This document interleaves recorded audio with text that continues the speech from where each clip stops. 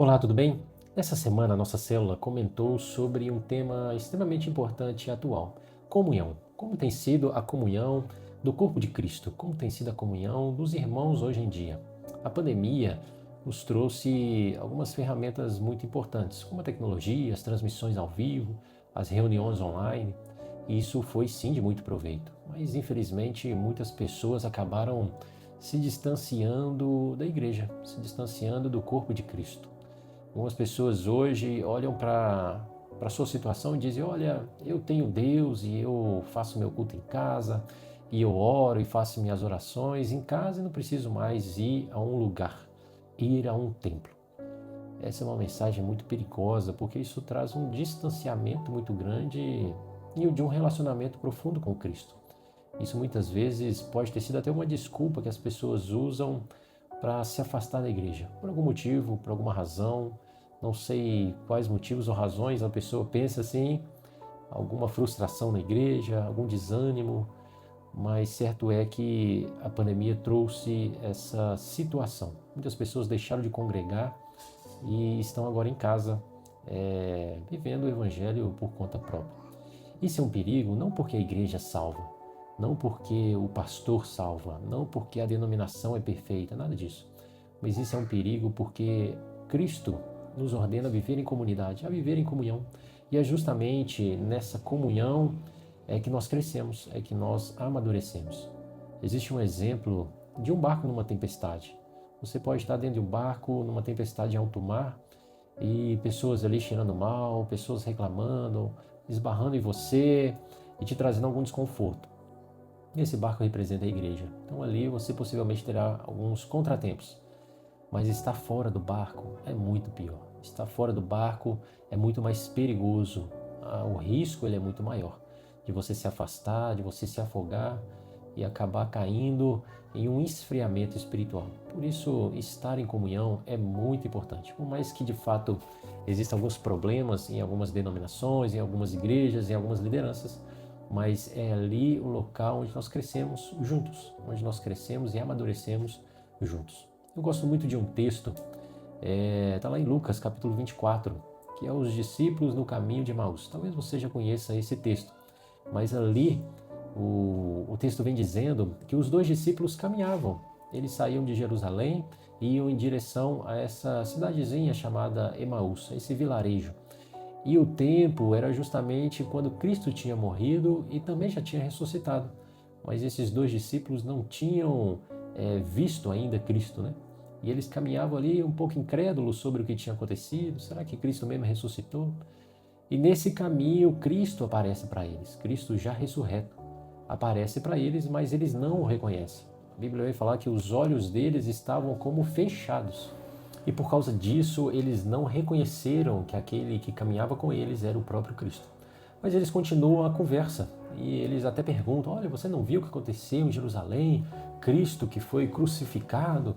E até algumas pessoas disseram que o viram ressuscitado, citou sobre as mulheres que foram no túmulo. E o próprio Cristo ainda pergunta, né? Conte-me mais sobre isso. E eles passam então esse caminho conversando. Cristo ainda chama a atenção deles um pouco sobre a incredulidade deles, mas eles prosseguem essa caminhada. Quanto tempo isso durou, eu não sei. Qual a distância? Era em torno de 10, 15 quilômetros, mas quanto tempo isso durou, eu não sei. Certo é que foi o suficiente para que eles tivessem um bom diálogo. O texto continua dizendo que quando eles chegam em Emaús, Cristo faz menção de passar adiante, né, de seguir a viagem, e os discípulos o convidam a ficar ali com eles essa noite, passar ali a noite. Cristo aceita e quando ele entra em casa, o texto vem falando que quando eles assentam à mesa, reúne ali quem estava naquela casa e eles sentam à mesa. E quando eles estão à mesa, Cristo então pega o pão e reparte o pão. E a Bíblia vem falando que nesse momento os olhos dos discípulos, que ainda não tinham reconhecido que era o Cristo que estava com eles, os olhos desses discípulos se abrem. E ali eles reconhecem que era Cristo Jesus que estava com eles. A mesa é um lugar de comunhão. A mesa é um lugar onde nós sentamos de frente um para o outro, olho no olho, sem distrações, sem interferências. A mesa é um lugar de plena comunhão. E é nesse lugar, quando chega justamente reunidos à mesa, que os olhos deles se abrem, claro, numa permissão de Cristo, né? E nessa plena comunhão eles reconhecem que aquele era Cristo Jesus. A comunhão é muito importante para nós. Não devemos nos afastar disso. Por mais, como eu disse, por mais incômodo que possa ser, a gente precisa viver em comunhão. É ali que nós crescemos juntos. É ali que um colabora um com o outro. O salmista, no Salmo 133, vem dizer: quão bom e agradável é que os irmãos vivam em união. Outras versões vêm trazendo em comunhão. E mais adiante no capítulo vem falando: ali o Senhor ordena a bênção e a vida para sempre. Ali aonde? Na comunhão, na união dos irmãos. Ali que o Senhor ordena a bênção e a vida para sempre. Por isso é de suma importância que nós, como cristãos, possamos viver em união, viver em comunhão uns com os outros. Talvez você conheça alguém, ou talvez você mesmo esteja um pouco afastado do corpo de Cristo. Mas não se afaste, não se afaste.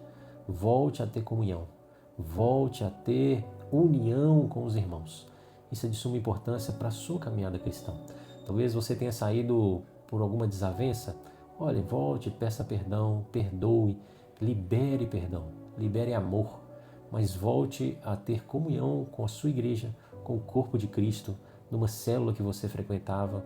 Não deixe que esse distanciamento prejudique a sua vida. Não deixe que esse esfriamento ocorra porque você está longe, afastado do corpo de Cristo. Talvez você continue sendo cristão, fiel, temente a Deus, mas afastou do corpo de Cristo. E mais uma vez eu repito, volte a ter comunhão. Isso é de suma importância para a nossa caminhada cristã. E você verá como que Deus de fato ordena a bênção e a vida para sempre em comunhão, quando nós estamos unidos no nome dele.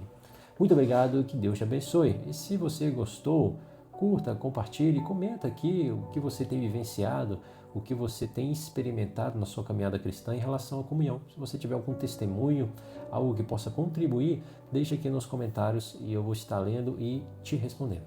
Muito obrigado e que Deus te abençoe.